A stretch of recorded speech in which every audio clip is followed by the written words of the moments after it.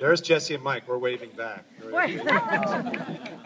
Is Deborah Bear? We want to thank. There's a bunch of people that we want to thank. We're not going to thank everybody, but I will thank. Last night we had a rehearsal dinner, and some of you, a lot of you were, of course, well, some of you were there. And, it was fabulous. John and Sandy did an unbelievable job. This thing of absentee, we live outside Chicago, this thing of absentee party throwing dinner, you know, is amazing. They were not there. They did it from a distance. And I'm familiar with trying to assemble things from a distance. And, I really did a fabulous job, and we thank them very much.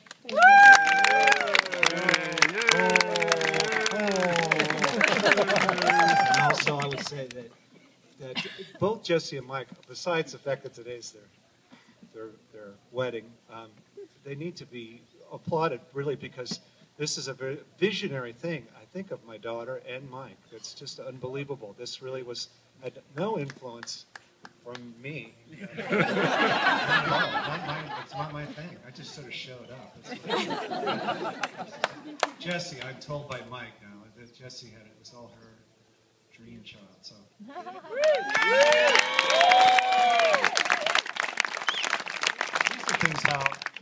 This is how things work. Somehow on my iPhone, I was going to take a handheld device to make a point, but I had this showed up. You know, it's like a little saying. It's a quote. I swear to God, I don't know how it just so I turned my phone on and there it was, and it says, "To be beautiful means to be yourself. You don't need to be accepted by others. You need to be accepted by yourself." And don't I know it?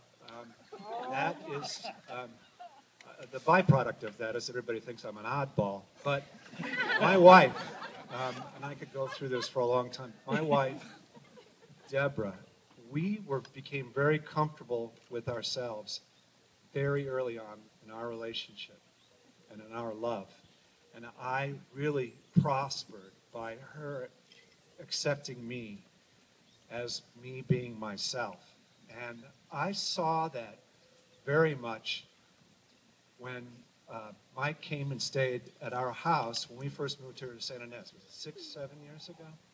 And he would come. Everybody knows we have 4 children, and there's Deborah and I. There's 6 of us. And in our house, things are pretty close to a riot all the time. Today I actually saw there was a point where somebody was laughing, somebody was screaming. Austin was making hand noises. Sometimes I don't think they were hand noises. But there was every kind of dynamic that you could possibly imagine going on. And Mike came over and sat down on the couch. The first time he came to our house with Jesse, he came over and sat down on the couch, and he endured just the most, the whole thing where the room cleared, where everyone screamed at each other, and then everybody came back together. And we all watched a movie and ate popcorn, talked at the same time, and talked about the movie. And it was an ongoing psychodrama that sort of was a roller coaster emotionally.